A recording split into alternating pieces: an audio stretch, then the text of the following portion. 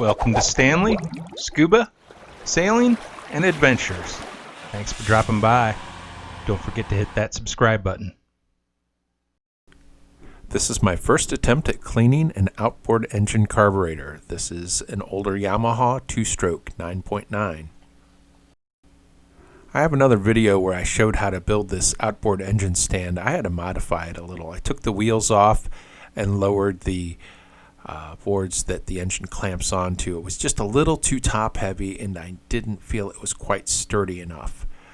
I added this lovely spigot to the bottom of the bucket so that I could drain the water out without having to lift the bucket and dump it over. So here I have the engine on the modified stand and ready to start working on the carburetor. The first thing we have to do are remove these two bolts that pass through the air cover and then on through the carburetor. After they're removed, the only thing holding the carburetor in place are the linkage for the throttle and for the choke. There's a plastic clip here for the linkage for the choke and a screw for the linkage for the throttle.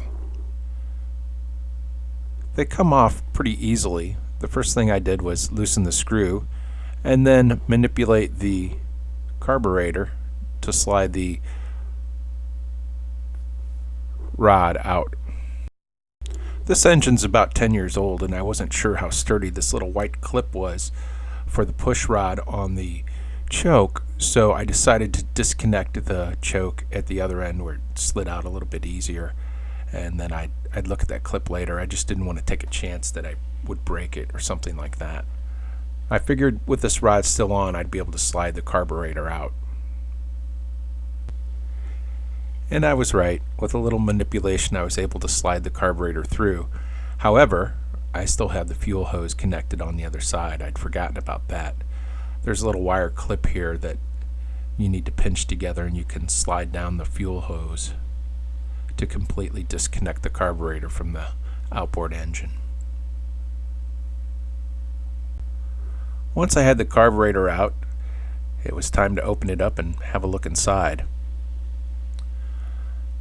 So there are 4 screws Phillips head that need to be removed to open up the carburetor.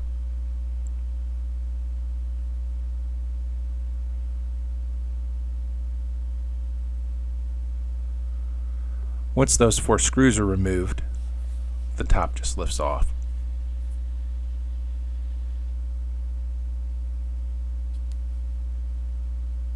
Here we get our first look inside.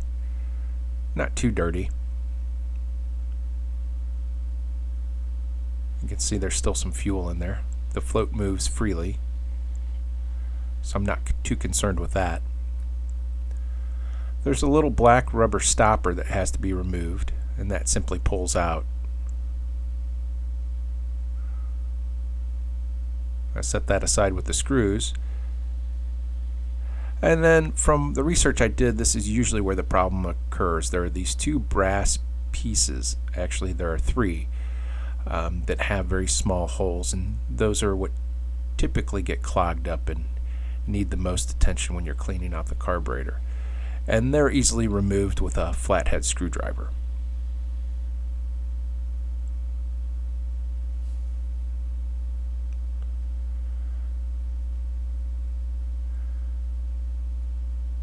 So I get the first one loose and dump that out, and trying to get the camera lined up so that you can see. You should be able to see a little light through it, and I could eventually, but these little holes and that little hole in the middle are typically what get clogged up. I think here you can see, if I get it just the right angle for a second, you can see a speck of light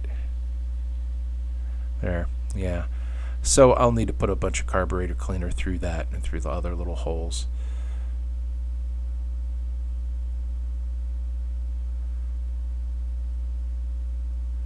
So this is a brass screw that holds in another fitting. I'm not sure what the appropriate or technical name for these pieces would be, but nonetheless, we'll move that. And then there's a little piece that goes through into the inside of the carburetor. You can see the hole on this one. It's pretty clean. But this little brass piece sometimes just falls out, and I read that you could just reach in and push it up if it doesn't fall out right away with your finger, but my finger's just too big to get in there and push it up, and so I tried my smaller finger, still too small. I ended up using a screwdriver and popped it loose, and once it was loose I could just tilt it over and get that fitting out as well. Again, you can see right through that one, not too dirty, but all those little pinholes, hard to tell if they really have some gunk in them or not. So cleaned it out thoroughly with carburetor cleaner and sprayed air through them, and now I'm ready to put them back together. Some of the other information I'd found didn't show in detail how that piece went in, so I took my time to show you there exactly what the orientation was, and pretty easy to put things back together. These are brass fittings, so I was careful not to crank down on them really hard, but definitely wanted them tight. And it was nice that I made the video because I could use that as reference as I put things back together. I always like to take pictures or shoot a video when I'm doing something like this, because if I have to set it down and walk away from it for a day or so, sometimes I forget. But you see, now we have all the brass fittings back in and ready to put the top on. And it's, again, well, the rubber stopper, can't forget that. And again, that just plugs in.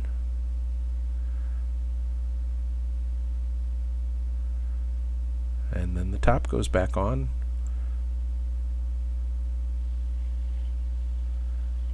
And then we have our 4 screws, Phillips head, to put it back together. I probably could have removed the float and cleaned that as well, but it didn't seem like it needed it, and honestly the carburetor wasn't as dirty as I thought it would be for an outboard engine that's almost 10 years old. I don't know what the previous owner had done.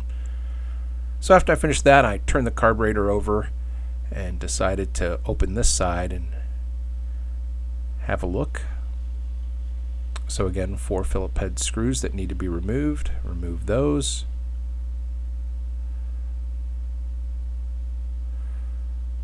There's a rubber gasket underneath this plate, and it was a little sticky to get it to come off, but I did get it to come off. And I didn't have a replacement rubber gasket, so I tried to be as careful as I could to not damage this when I was removing it.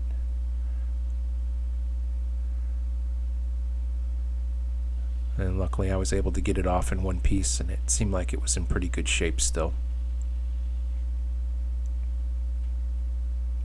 I did use carburetor cleaner in here. I'm not sure if that was the right thing to do, but I did, and then I blew it out with some air and then simply put the gasket back on, put the plate back on.